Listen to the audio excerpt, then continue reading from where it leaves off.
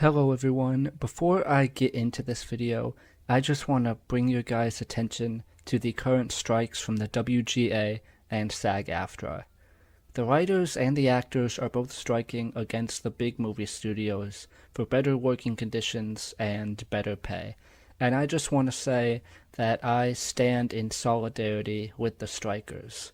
So because of this, I will not be reviewing any more current releases until the strike ends.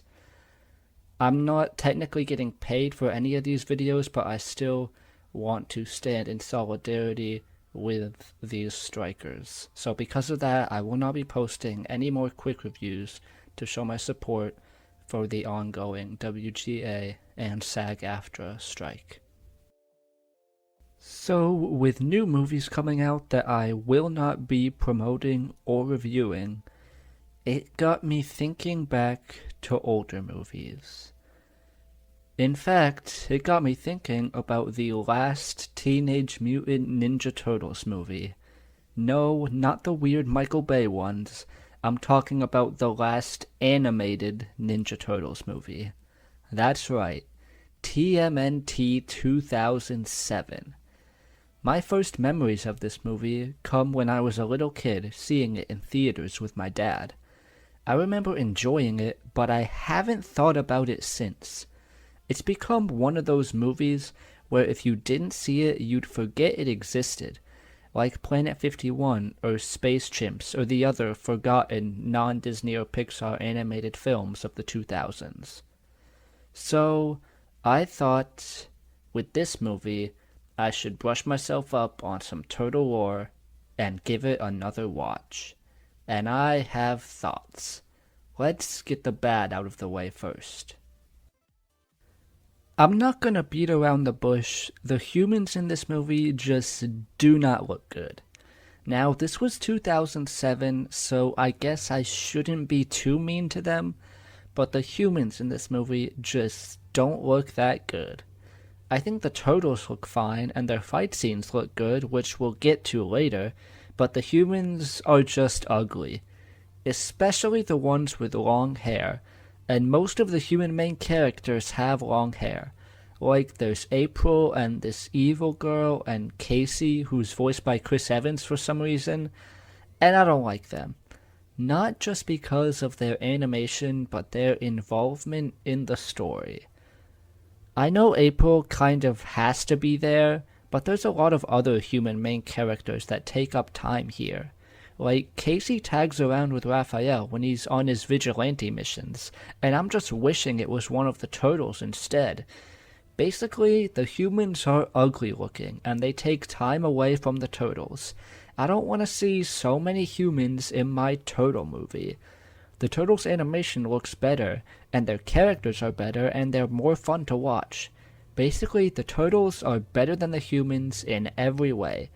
Like in the opening, we get this cool narration explaining the turtles' lore and their team, but then our first actual scene is in South America with a bunch of humans.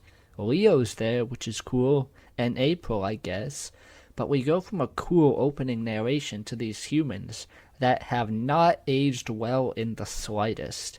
And the humans are also just boring.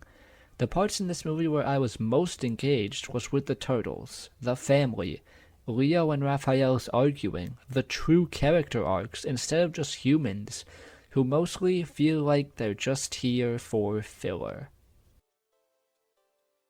Okay, enough human talk, let's talk about the turtles. Because they are far and away the thing that carries this movie. The villains are whatever, and the humans are ugly, so the turtles are the one thing I had to latch onto here. The animation for most of the movie hasn't aged well, but I think it looks better on the turtles than everyone else. I think that's just because the turtles aren't human, so it's less uncanny, but also there's a few fight sequences where the animators were doing whatever they can to make it look good. But it's not all perfect with the turtles.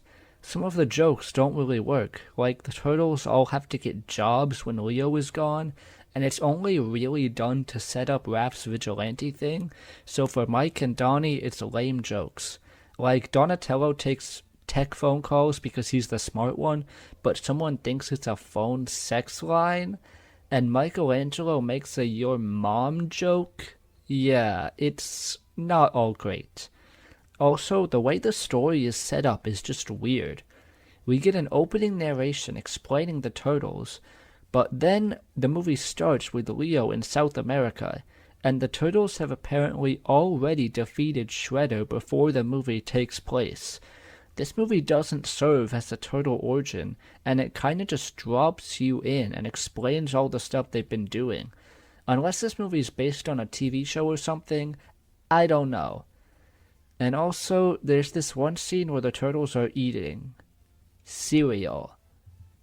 This is like that Everybody Hates Chris bit.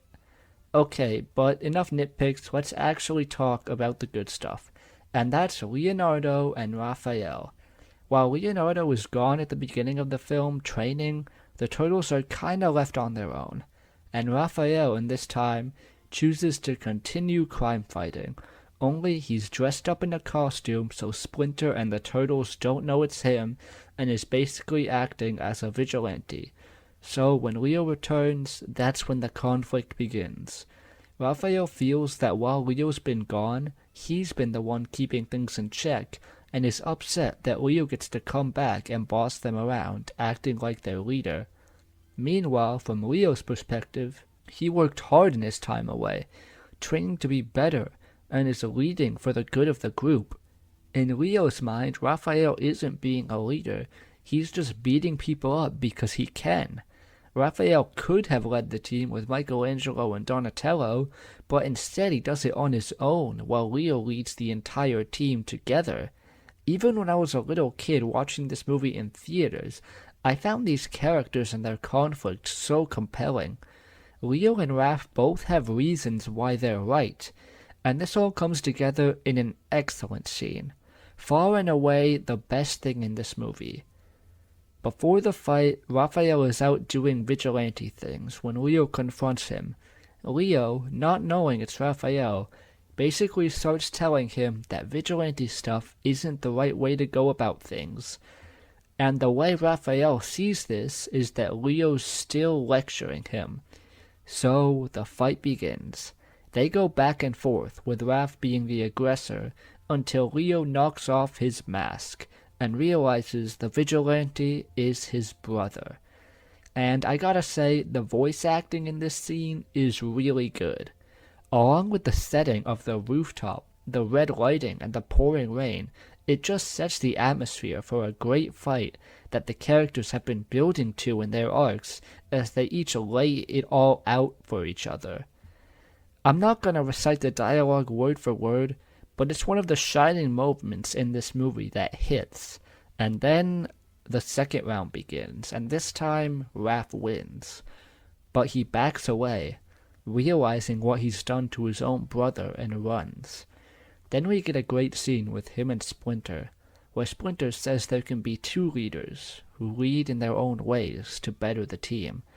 And then Leo gets captured, and we get the climax, and it's honestly whatever, but the stuff with Leonardo and Raphael is easily the silver lining of this movie. Overall, this movie is fine. The animation for the most part hasn't aged well, and the human and villain characters really didn't do much for me, especially when the villain dies and Mikey immediately sneezes in his Thanos dust. But, as I said, the silver lining of this movie is Raph and Leo, so most of the climactic stuff after their big fight honestly feels less interesting. But the movie has some really good, and some not so good, so I feel like I have to settle somewhere in the middle and give TMNT a 5 out of 10. But if there is anything I want you to take away from this video, it is the work of the writers and actors and animators in this movie. I know I haven't been all praising for this movie, but this movie's impossible without people writing it, people voice acting, and animators working hard.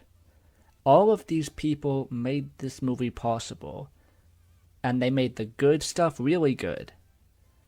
And I would much rather take a not so great movie that real people put their heart and soul into than something done by an AI for a studio or whatever. All of that to say that you should support WGA and SAG-AFTRA in their striking efforts. That is all for this video. I'll see you all later.